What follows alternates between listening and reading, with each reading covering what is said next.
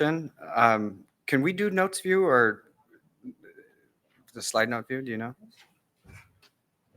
Oh, beautiful. Okay, thank you very much. I'm pleased to be here. I realize this topic is a little different than some that we've heard thus far, but I hope you'll see some of the applicability. Just some background for those who may be unaware. Autism is now diagnosed 1 in 36 children by age 8. That's 78 million people worldwide.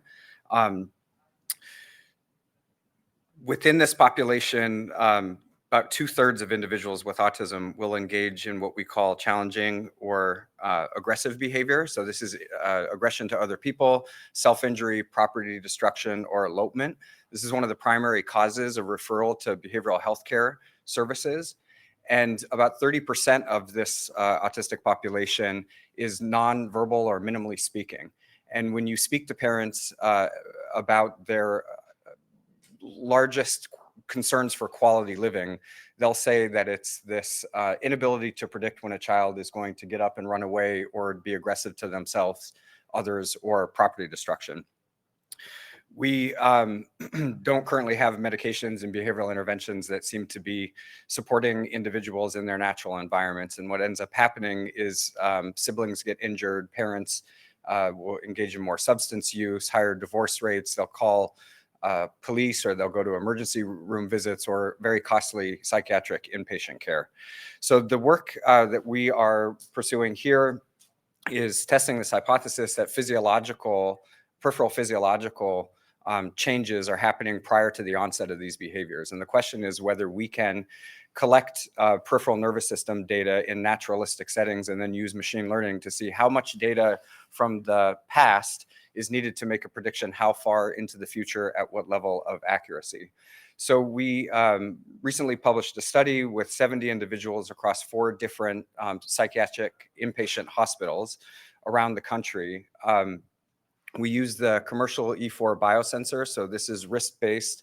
It records cardiovascular activity through photoplasmography, electrodermal activity, skin surface temperature through thermopile, and then 3-axis acceleration.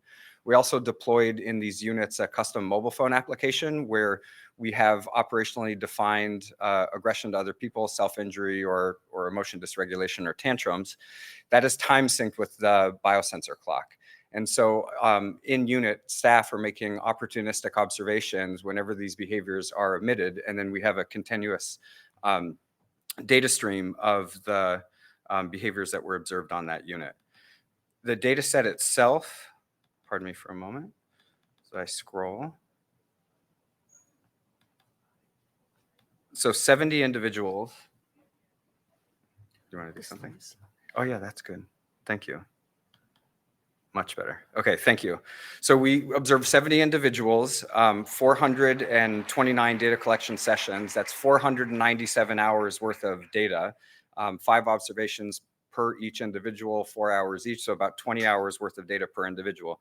We saw 619 naturally emitted aggressive episodes, 2,063 tantrums and meltdowns, and 3,983 self-injurious behaviors, for a total of 6,665 aggressive behaviors with concurrent biosensor data available for machine learning. We normalize the data because more of the time individuals are not engaging in these behaviors as the times that they are. So we balance it. We use a 15-second sliding window, and we're extracting features from the biosensor data that are discriminating between the target behaviors that we're observing and then when they're not engaging in those behaviors. We looked at logistic regression, support vector machines, and neural networks. We looked at this in different scenarios, whether it's a person-dependent model, whether it's a population model, if we leave individuals out, if we leave sessions out. Generally speaking, if you look across the different methods, we have AUCs above 0.85, nearly across all the different experimental configurations. Our best performing classifier ended up being logistic regression, making a prediction 3 minutes prior to the onset of these behaviors. We performed as well in single class as we did in multi-class. 3 minutes is enough time to do something. So then we looked at the test-retest reliability of the classifier. It is stable at about 80% over 26 independent observations within individuals.